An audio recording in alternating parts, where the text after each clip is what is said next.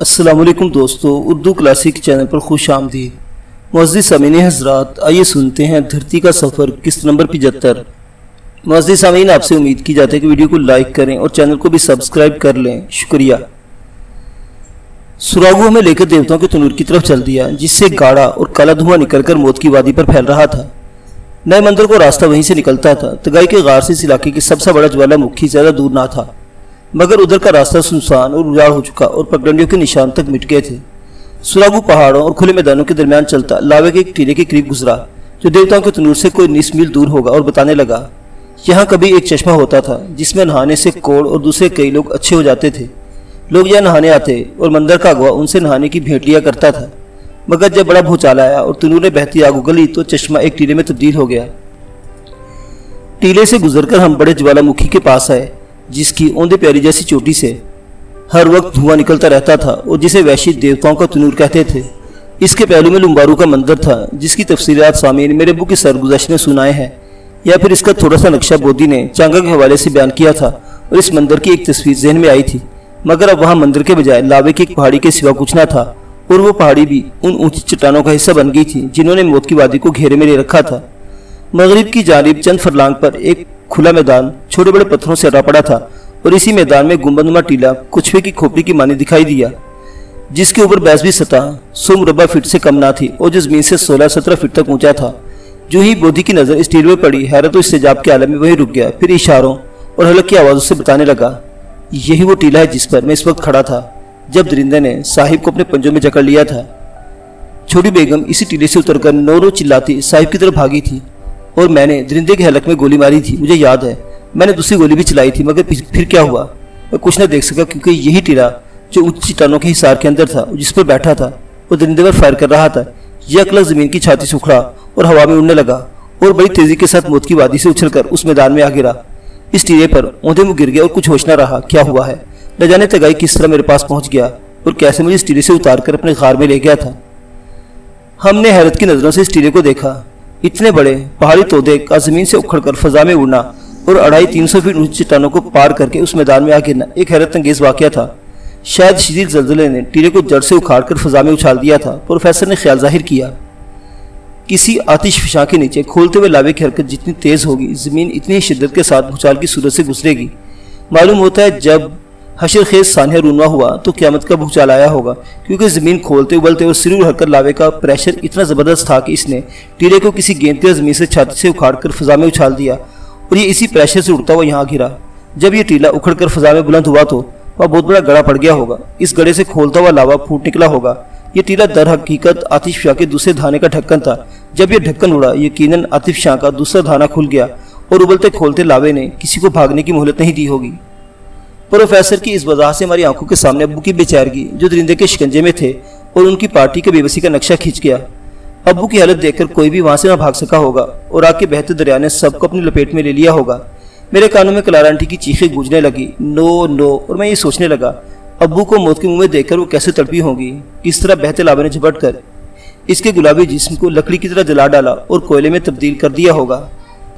ہو سکتا ہے Clara aunty نے مرنے سے پہلے بھی مجھے یاد کیا ہو کہ وہ مجھے دیکھنے میں بڑی تمنا رکھتی تھی۔ اس خیال کے ساتھ ہی میری آنکھیں بھیگ گئیں اور دل ڈولنے لگا۔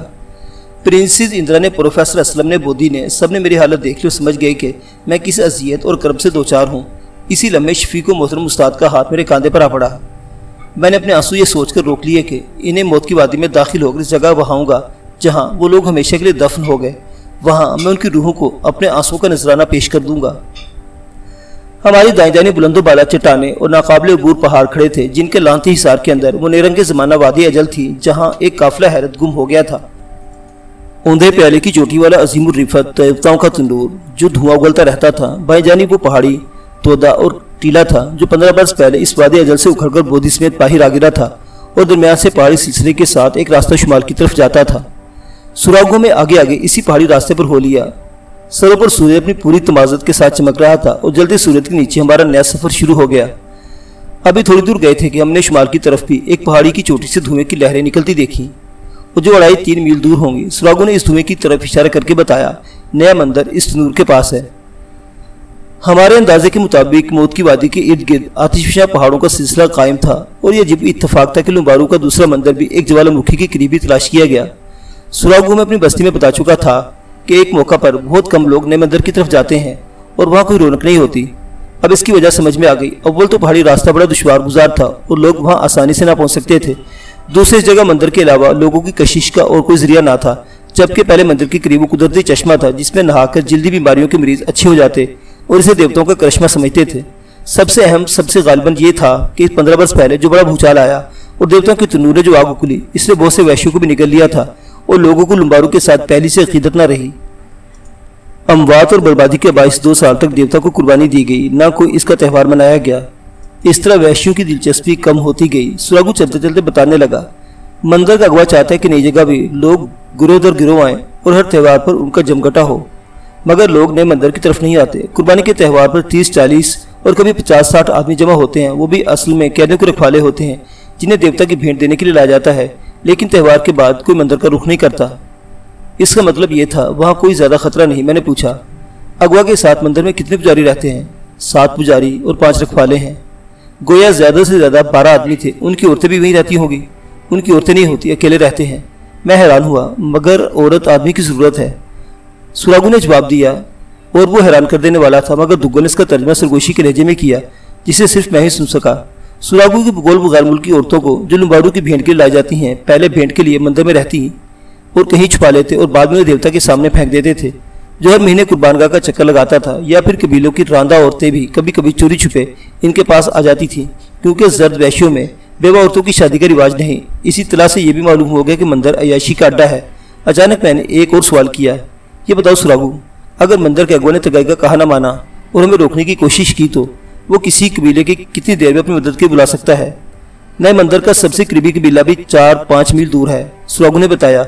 अगर रात के सन्नाटे में 7 पुजारी चीख कर अपने सीख फूंके फिर भी कबीले तक आवाज मुश्किल से पहुंचेगी, इसलिए अगवा आग जलाकर ऐलान कर सकता है। आग चूंकि बुलंदी पर जलाई जाएगी और उसके शोले आसमान से बातें करेंगे, इसलिए कबीले आग का पैगाम समझ लेंगे। सबसे पहले करीबी कबीले का बादशाह चाहे ज्यादा से ज्यादा 25-30 जवानों को लेकर मंदिर की तरफ चल देगा और एक पैर से भी पहले वहां पहुंच जाएगा। क्या अगवा पुजारी और रखवाले इसके आने तक हमें रोक सकेंगे? सुरागू कुछ फिक्रमंद हो गया। सिर्फ एक सूरत में रोक सकते हैं, और वो सूरत यह है कि खाई का मुंह जो मंदिर की तरफ खुलता है किसी भारी पत्थर से बंद कर दिया जाए। अचानक उसे किसी और ख्याल ने परेशान कर दिया। कहने लगा, पुजारी जरूर रात को खाई का मुंह बंद कर देते होंगे, क्योंकि पिछले त्यौहार पर कैदियों की जो भेंट दी गई उनमें 3 विदेशी औरतें भी थीं। वो औरतें अभी तक मंदिर में होंगी। फिर तो हमें सूरज डूब होने से पहले वहां पहुंच जाना चाहिए ताकि पुजारी खाई का मुंह बंद न कर सके। सुरागू ने मेरी बात से इत्तफाक किया और सफर की रफ्तार तेज हो गई। यूं तो देवताओं के तनूर से नया मंदिर 3 मील के फासले पर था, लेकिन कटे फटे पहाड़ों के साथ साथ रास्ता इंतहाई कठिन और बाज़ मुकामत पर गहरे खड्ड थे जिनके बीच से गुजरना पड़ा। एक और अजीब बात जिसने हमें हैरान कर दिया ये थी कि 1.5-2 मील का रास्ता तय कर लेने के बावजूद कोई भी ऐसी जगह दिखाई न दे सकी जहाँ से आदमी इस पहाड़ी सिलसिले के ऊपर पहुंचने की कोशिश कर सके। सीधी खड़ी चट्टानें और कटे फटे पहाड़ इस तरह चलते गए थे कि कहीं पाँव टिकाने की भी गुंजाइश ना थी। बड़ा अजीबो गरीब और दुश्वार गुजार बल्कि नाकाबिले अबूर सिलसिला था, जिसकी बुलंदी कहीं कहीं 500-600 फीट तक पहुंच गई थी। कटारों जैसी सीधी मगर खुदरी चट्टानों और थूरों जैसे कटे फटे पहाड़ों पर न सिर्फ एक अजीब सी वहशत बरस रही थी, बल्कि इनके साथ साथ सफर करते हुए बिल्कुल ऐसा ही खौफ और रास मालूम हुआ जैसा खौफ हमने तमुचा की बस्ती की तरफ आते हुए इन पहाड़ों में महसूस किया था, जहाँ बोदी ने एक इंसानी ढांचे पर गोली चला दी थी। जो हम आगे बढ़े, इस पहाड़ी सिलसिले की वीरानी में इजाफा होता चला गया और साथ साथ दहशत का एहसास भी बढ़ता गया। हमारे हमरा ऐसे साथी भी थे जो भूत प्रेत या किसी गैर अर्जी मखलूक के बारे में अजीब तसव्वुरात रखते थे और इनके चेहरों से बेचैनी और खौफ का अंदाजा होता था। बल्कि मैंने सुरागू को मंदिर की तरफ जाते हुए कुछ परेशान सा देखा। दुनिया में ना तो कोई गैर अर्जी मखलूक है, न भूत प्रीत, जिन, देव और बदरुवा का कोई वजूद पाया जाता है जैसा बाज़ लोग सोचते हैं या एतकाद रखते हैं। ये सारी चीज़ें आदमी के अपने ज़हनी खौफ से पैदा होती हैं और अमूमन ज़ईफ़ुल एतकाद लोगों या फिर ज़हनी मरीजों को नज़र आती हैं। मगर मैं इस बात से इनकार नहीं कर सकता कि बाज़ लोगों का दिलो दिमाग पर गहरा असर होता है। चांदनी रात में किसी वादी पुरबहार के दिलकश मनाजिर जहाँ आदमी पर इश्क और रुमान की कैफियत तारी कर देते हैं, वहाँ पुरहोल और उजाड़ मुकामात में तबीयत पर वहशत और दहशत गलबा पा लेती है। ये काम तजर्बे की बात है कि अक्सर औकात पढ़े लिखे लोग फिर रात के अंधेरे में कब्रिस्तानों या मरघटों के दरमियान गुजरते हिचकिचाते हैं, इसलिए नहीं कि कोई कफन बदोश मुर्दा कब्र से निकलकर इनका रास्ता रोक लेगा या मरघट का कोई भूत अपनी लंबी चोटी से इनकी गर्दन नाप लेगा, बल्कि इन मुकामात की वीरानी और माहौल की दहशत ज़दा उजाड़पन इनके माने आता है। और ये जानते हुए भी कि कब्रिस्तानों में कोई मुर्दा राह नहीं रोकेगा, न मरघट का कोई भूत उन्हें चिमट जाएगा, वैसी जगहों से नहीं गुजरते। دراصل آدمی مقام اور ماحول سے متاثر ہوتا ہے، اور بعض جگہ ایسی ہوتی ہیں جو اپنے اچھے یا برے ماحول کے باعث اس پر اثر انداز ہوتی ہیں۔ آدمی خوشگوار مقامات سے لطف اندوز ہوتا اور اجاڑ جگہوں کے بارے میں یہ شوشہ چھوڑتا کہ ان پر بھوت پریت اور بد ارواح کا سایہ ہے، مگر ارواح خبیثہ خواہ حقیقت کا روپ دھار کر ہمارا راستہ کیوں نہ روک لیتی۔ ہمیں یہ سفر بہرحال کرنا تھا، کیونکہ میرے ساتھی جانتے تھے کہ موت کے بگولے بھی مجھے آگے بڑھنے سے نہیں روک سکیں گے۔ ابھی سورج غروب نہ ہوا تھا کہ ہم نئے مندر کے پاس پہنچ گئے، جہاں کٹی پھٹی پہاڑیوں کے عقب میں ایک اور جوالا مکھی کا لاوا اور گڑا دھواں اگل رہا تھا، جیسے کسی بھٹی میں ایندھن جھونکا جا رہا ہو، مگر وہاں دور و نزدیک کوئی رکھوالا دکھائی نہ دیا۔ سراغو نے بتایا، رکھوالے اور پجاری مندر کے اندرونی حلقے میں رہتے ہیں، اور وہ حلقہ ابھی 19 میل پہاڑ کے اندر ہے، باہر ہم انہیں اور وہ ہمیں نہیں دیکھ سکتے۔ یہ بات ہمارے حق میں تھی کہ مندر کے پجاریوں اور رکھوالوں نے ابھی ہمیں نہیں دیکھا۔ سراغو ایک خمیدہ چٹان کے پاس رک گیا، جس کے قریبی پہاڑ کی ترچھی بلندی شروع ہوتی تھی۔ اس نے بلندی کی طرف ہاتھ اٹھایا۔ یہی مندر کا راستہ ہے، اس ترچھی بلندی کو عبور کر کے ہم اس کھائی تک پہنچ جائیں گے جو مندر کی طرف جاتی ہے، مگر اس ڈھلان پر قدم رکھنے سے پہلے ضروری تھا کہ ہم اس راستے کا پورا نقشہ معلوم کر لیں۔ چنانچہ میرے سوال پر سراغو مندر اور راستے کا نقشہ بیان کرنے لگا، اور پروفیسر اسلم نے اسے جوں کا توں ایک کاغذ پر کھینچ دیا۔ اس نقشے کے مطابق سب سے پہلے ہمیں 200 فیٹ یا اس سے کچھ زیادہ ترچھی بلندی پر چلنا تھا، جہاں سے ایک کھائی 2.5-3 فرلانگ تک پہاڑ کے اندر جاتی اور قریباً 2 فرلانگ کے بعد شمال کے رخ مڑ جاتی تھی۔ اسی جانب کھائی کا وہ دہانہ تھا جس سے گزر کر ہم مندر کے اندرونی حصے میں داخل ہو سکتے تھے۔ وہ دہانہ 5 فٹ چوڑا اور 8-9 فٹ اونچا تھا، جس کی ترچھی چڑھائی عبور کر کے ایک ہموار ٹکڑا آتا تھا۔ 1-2 رکھوالے اسی ٹکڑے پر بیٹھے رہتے اور آنے والوں کو اس وقت دیکھ لیتے جب وہ کھائی میں شمال کے رخ مڑتے تھے۔ اگر رکھوالے کھائی کا دہانہ بھاری پتھر سے بند کر دیں جو اسی مقصد کے لیے وہاں رکھا گیا تھا، اور آگے روکے لگا دے، تو کوئی آدمی اس دہانے کو پار کیے بغیر مندر میں نہیں جا سکتا۔ مندر کا جو نقشہ سراغو نے بتایا وہ اس طرح تھا کہ ہموار ٹکڑے سے جو کھائی کے دہانے پر واقع تھا، مشرق کی جانب راستہ نکلتا اور غار تک جاتا تھا۔ راستہ ہموار 24-25 فٹ چوڑا اور قریباً 100 فٹ لمبا تھا۔ غار کے قریب اسی راستے پر پجاریوں اور رکھوالوں نے پتھروں کے 2 رویہ حجرے بنا لیے تھے، جن کے درمیان ایک راہداری بن گئی تھی۔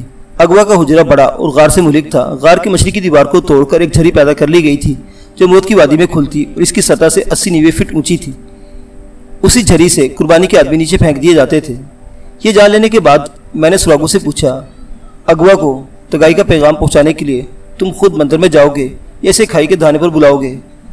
کوئی رکھوالا مجھے مندر میں جانے سے نہیں روک سکتا، مگر وہ تمہیں ضرور روکیں گے، اس لیے اغوا کو کھائی کے دہانے پر بلانا اور وہیں تگائی کا پیغام سنانا ہوگا۔ پرنسس اندرا نے تجویز پیش کی کہ ہماری پارٹی کھائی کے موڑ سے ادھر رک جائے۔ وہاں سے سراغو اور سراغو کے ساتھ میں، پرنسس اندرا، خود دگل اور ہرنام سنگھ جائیں گے اور کہیں گے صدیوں کی روح تگائی نے ہمیں سراغو کے ہمراہ اس لیے بھیجا ہے کہ ہم مندر کے اغوا سے ملنا اور کچھ باتیں کرنا چاہتے ہیں۔ غالباً 4 اجنبی آدمیوں کو، جن میں ایک عورت بھی ہوگی، رکھوالے مندر میں جانے سے نہیں روکیں گے۔ ہم اپنی رائفلیں کپڑوں کے اندر اس طرح چھپا لیں گے کہ کسی کو نظر نہ آ سکیں۔ سراغو کے ساتھ ایک عورت اور 79 مرد، خواہ اجنبی ہی صحیح، مندر کے پجاریوں اور رکھوالوں کے لیے کسی خطرے کا باعث نہیں ہو سکتے۔ اس طرح ان لوگوں کو قابو کیا جا سکتا ہے۔ ہم نے تجویز پر غور کیا بھی سراغو کو اس سے آگاہ کر دیا اور پوچھا، کیا رکھوالے، پرنسس اور ہم 3 آدمیوں کو تمہارے ساتھ مندر میں جانے دیں گے؟ یہ ترکیب سراغو کو بھی پسند ہے۔ اس نے جواب دیا، ابھی مندر میں غار والے کے مرنے اور جلنے کی خبر نہیں پہنچی۔ میں تگائی کے بجائے اسی کا نام لوں گا۔ اغوا اور پجاری غار والی کی ہر بات مانتے اور یہ بات بھی مانیں گے۔ اس ترکیب کے مطابق ہم نے سراغو کے ساتھ ترچھی بلندی پر قدم رکھا اور ہولے ہولے اوپر چڑھنے لگے۔ صرف جانوروں کو کچھ مشکل پیش آ رہی تھی، لیکن تموچا کی بستی میں وہ اس سے زیادہ ترچھی ڈھلان پر عبور کر چکے تھے۔ یا بھی اسی طریق پر عمل کیا گیا۔ خچروں کے پشتارے ہلکے کر دیے گئے اور بہت سا سامان کوکیوں نے اپنے پشتوں پر لاد دیا۔ کپالا سردار نے اور گھومبی خود خچروں کی لگامیں تھامے آگے چل رہے تھے۔ میں، پرنسس اندرا، دگل اور ہرنام سنگھ سراغو کے ساتھ سب سے آگے تھے۔ قریباً 200 فٹ کی ترچھی بلندی 20 منٹ میں عبور کر کے ہم پہلی گھاٹی پر پہنچے تو سورج مغربی افق پر جھک رہا تھا۔ اس گھاٹی سے ایک چوڑی اور گہری کھائی سیدھی مشرق کی جانب چلی گئی تھی۔ کھائی میں اترتی پرنسس اندرا، دگل، ہرنام سنگھ اور میں نے اپنی رائفلیں کپڑوں کے بغلوں کے نیچے اس طرح چھپا لی کہ نظر نہ آتی تھی، مگر ضرورت کے وقت ہم انہیں فوراً نکال سکتے تھے۔ فالتو راؤنڈز جیبوں میں بھر لیے گئے۔ کٹی پھٹی ناہموار کھائی میں چلتے ہوئے میں نے ہرنام سنگھ کو مخاطب کیا، ہرنام سنگیا، اگر رکھوالوں نے ہم چاروں کو سراغو کے ساتھ نہ جانے دیا تو ان کے انکار کے ساتھ ہی تمہیں کھائی کا دہانہ پار کر کے ان کے سروں پر پہنچ جانا چاہیے تاکہ اس کا منہ نہ بند کر سکیں۔ شاید وہاں 2 ہی رکھوالے ہوں گے۔ تسی چنتا نہ کرو صاحب جی، 2 کیا 4 بھی ہوئے تو آپا نبڑ لیں گے۔ یہ کام ذرا ہوشیاری سے کرنا ہے۔ میں چاہتا ہوں کوئی دھماکہ نہ ہو۔ مجھے رکھوالوں نے آپاؤں کو برچھی مارنے کا جتن کیتا، پھر ان کے برج الٹنے پڑیں گے اور دھماکہ بھی ہوگا۔ دھماکہ سن کر پجاریوں نے خطرے کے سینگ پھونک دیے یا آگ جلا دی تو گڑبڑ ہو جائے گی۔ ہرنام سنگھ کچھ سوچ کر بولا، تسی پرنس اندرا اور دگل میرے پیچھے پیچھے آ گئے تو کوئی گڑبڑ نہیں ہوگی، نہ کوئی پجاری سنگ ہو جائے گا، نہ کوئی آگ بال سکے گا۔ میں رکھوالوں کا مکھ اٹھاپ دوں گا، تساں اگے ود کے پجاریوں کا مکھ اٹھاپ دینا۔ مجھے اس کی چال پسند آئی۔ ٹھیک ہے ہرنام سیاں، ہم تمہارے پیچھے پیچھے آئیں گے۔ میں نے پرنس اندرا اور دگل کو سمجھا دیا کہ اگر ہرنام سنگھ کو رکھوالوں پر جھپٹتا تمہیں کیا کرنا ہے۔ پروفیسر اسلم اور رانا صفدر بھی سے بھی بات ہوگی کہ ہمارے ایکشن کے ساتھ ہی انہیں اوٹ سے نکل آنا ہے۔ کھائی میں چلتے ہوئے ہم نے خچروں گھوڑوں کو کافی پیچھے رکھا۔ صوبیدار بدستور اس گروپ کے ساتھ تھا جس سے جانور پر لدے سامان کی حفاظت کرنا تھی، اور اس گروپ میں کپالا سردارنی گھومبی ڈوبا کریاپا اور 5 کوکی شامل تھے۔ وہ سفر بڑا عجیب تھا۔ اوپر کھلا آسمان، نیچے پہاڑ کے بیچوں بیچ ایک کٹی پھٹی کھائی جو کہیں نیچی کہیں اونچی اور سطح زمین سے 70-80 فٹ بلند ہو گئی۔ ٹھیک 2 فرلانگ کے بعد وہ شمال کی جانب مڑ گئی، مگر ہم اس موڑ سے چند قدم کے فاصلے پر رک گئے۔ وہاں سے صرف پرنس اندرا، دگل، ہرنام سنگھ اور میں سراغو کے ساتھ آگے بڑھے۔ باقی پارٹی کو بھی رکنا اور پیش آنے والے حالات کے مطابق کام کرنا تھا۔ قریباً 1 فرلانگ پر کھائی ختم ہو جاتی تھی۔ جہاں ترچھی ڈھلان پر اس کا دھانا تھا وہاں ایک وسیع ہموار اور سنگلاخ قلعہ نظر آیا جس پر 2 رکھوالے بھالے سنبھالے بڑے چکنے اور ہوشیار بیٹھے تھے۔ غالباً انہوں نے اس وقت جب ہم کھائی کے موڑ سے بھی پرے تھے ہمارے پیروں کی آہٹیں سن لی تھی۔ جو ہی ہم آگے آئے انہیں سراغو کو پہچان لیا، مگر اس کے ساتھ ایک اجنبی عورت اور 3 اجنبی مردوں کو دیکھ کر حیران سے رہ گئے۔ سراغو نے چلتے چلتے دگل سے کچھ کہا۔ اس نے مجھے بتایا کہ سراغو رکھوالوں سے جو کچھ کہے گا آپ اس کا برا نہ منائیں، شاید اس نے اپنے ذہن میں کوئی بات سوچ لی ہے۔ ابھی ہم کھائی کے دھانے سے چند گز دور تھے کہ ایک رکھوالے نے آواز دی، کیا بات ہے سراغو، آج تم اچانک منظر میں آگے ہو اور تمہارے ساتھ یہ اجنبی کون ہے؟ اس نے مسکرا کے جواب دیا، غار والے نے اغوا کے لیے ایک بھیڑ بھیجی ہے، ساتھ ہی پرنس اندرا کی طرف اشارہ کیا، اور یہ 3 اجنبی بھیجے ہیں جو لمبارو کا منظر دیکھ کر اغوا سے کچھ باتیں کرنے میرے ساتھ ہی لوٹ جائیں گے، مگر عورت یہیں رہے گی۔ دونوں رکھوالوں کی نظریں نے پرنس اندرا پر ٹک گئیں، اور وہی رکھوالا جو پہلے بولا تھا پھر بولا، اگر غار والے نے سندر ناری اغوا کے لیے بھیجی ہے تو تم اسے لے کر اغوا کے پاس جا سکتے ہو اور بھیٹ اسے دے سکتے ہو، مگر جانتے ہو کہ کوئی اجنبی مرد مندر میں نہیں جا سکتا۔ میں نہیں کہتا، غار والا کہتا ہے کہ ان مردوں کو اغوا سے ملنے دو، مندر میں جانے دو۔ کیا تم غار والے کے حکم سے انکار کر سکتے ہو؟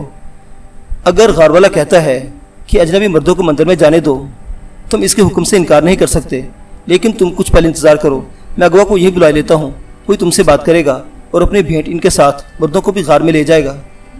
اس نے اپنے ساتھی مندر کی طرف بھیج دیا اور خود اغوا کو بلا لائے۔ میرا خیال تھا کہ اغوا ہمیں دیکھ کر سمجھ جائے گا کہ دال میں کچھ کالا ہے، پھر سراغو اور پرنس اندرا کو اوپر بلا لے گا اور کھائی کا منہ بند کر دینے کا حکم دے گا۔ ادھر کھائی میں شام کا اندھیرا بڑھتا جا رہا تھا کیونکہ سورج غروب ہو چکا تھا۔ ادھر سراغو نے رکھوالے کو باتوں میں لگا لیا اور کہا، ہمیں اغوا کو بھیٹ دے کر واپس بھی جانا ہے، تم یوں ہی دیر کر رہے ہو۔ اتنی سندر ناری کو دیکھ کر اغوا خود تمہارا سواگت کرے گا سراغو، اور جو کچھ کہو گے وہ مان جائے گا۔ اس اسنا میں نے ہرنام سنگھ کو اشارہ کیا۔ وہ شام کے اندھیرے میں کھائی کی دیوار کے ساتھ کسی سانپ کی طرح بے آواز آگے بڑھا۔ اغوا کے آ جانے پر کام بگڑ جانے کا اندیشہ تھا اور اس کے آنے سے پہلے ہمیں ہی کچھ کرنا تھا۔ رکھوالا سراغو کے ساتھ باتوں میں مصروف تھا۔ ہرنام سنگھ ناگا بجلی کی طرح کھائی کے دھانے پر نمودار ہوا، اور اس سے پہلے کہ رکھوالا ہوشیار ہوتا وہ اس کے جٹ جبھے میں تھا۔ پھر ہرنام سنگھ نے دھوپی پٹرا مار کر اس کو بازو کی پوری طاقت سے اوپر اٹھایا اور کھائی میں پھینک دیا، ساتھ ہی رائفل نکال لی۔ میں پرنس اندرا دگل کو لے کر بڑی تیزی سے اوپر پہنچ گیا۔ سراغو بھی ہمارے پیچھے لپکا۔ رکھوالا کھائی میں منہ کے بل گرا اور اتنی طاقت سے پھینکا گیا تھا کہ اس کی ریڑھ کی ہڈی ٹوٹ گئی۔ اٹھ تو نہ سکا مگر چیخنے اور شور مچانے لگا۔ فوراً ہی رانا صفدر کھائی کے موڑ سے نکل کر بھاگا اور رکھوالے کا منہ ہمیشہ کے لیے بند کر دیا۔ اس کے پیچھے پیچھے 2 ساتھی بھی موڑ سے نکل آئے۔ شام کا اندھیرا اور گہرا ہو گیا تھا۔ اندھیرے میں ہم سراغو کے ساتھ مندر کی طرف بڑھے۔ وہی چبوترا نما سنگلاخ اور ہموار قلعہ مشی کی طرف گھوم کر سیدھا مندر تک چلا گیا تھا۔ ہم چند قدم آگے بڑھے تھے، اغوا جو 60 برس کے پیٹے میں اور ہٹا کٹا تھا 5 پجاریوں اور 3 رکھوالوں کے ساتھ آتا دکھائی دیا۔ تیسرا رکھوالا ہی تھا جو اسے سراغو کے آنے اور ایک سندر بھیٹ لانے کی اطلاع دینے گیا تھا۔ جو ہی ہم ہموار قلعے کے گھماؤ سے نکلے اور اغوا کی نظر ہم پر پڑی، انہی قدموں ٹھٹک گیا۔ اب ہم رائفلوں سے مسلح تھے اور ہمارے عقب میں کچھ اور لوگ بھی تھے۔ اس نے وہیں کھڑے چلا کر پوچھا، سراغو کیا چاہتے ہو تم، اور یہ کون لوگ ہیں جنہیں تم مندر میں لے کر آ رہے ہو؟ اس نے پرنس اندرا کو بھی غور سے دیکھا۔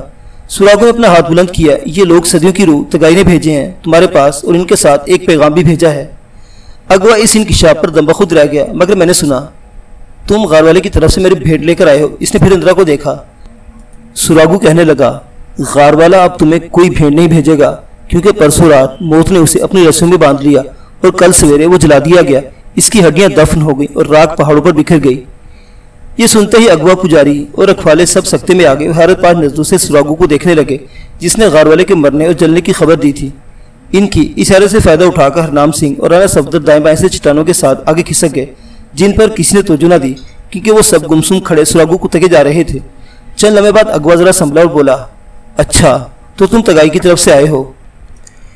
और गार वाले को मौत अपनी रस्सियों में बांध के ले गई, मगर तगाई ने अजनबी लोग मेरी तरफ क्यों भेज दिए, क्या चाहता है वो? दुग्गल इनकी गुफ्तगू का मफहूम मुझे बताता जा रहा था। अगवा के सवाल पर सुरागू ने अपनी जेब से छोटी छोटी हड्डियों की माला निकाली। चंद कदम आगे बढ़कर उसने अगवा और पुजारियों के सामने लहराया, तुम सब देख लो, तसल्ली कर लो कि मैं किसका एलजी हूँ। ये माला उसकी है जो तुम्हारे बाप दादों, पड़दादों, नगर दादों को जानता और सदियों की रूह कहलाता है।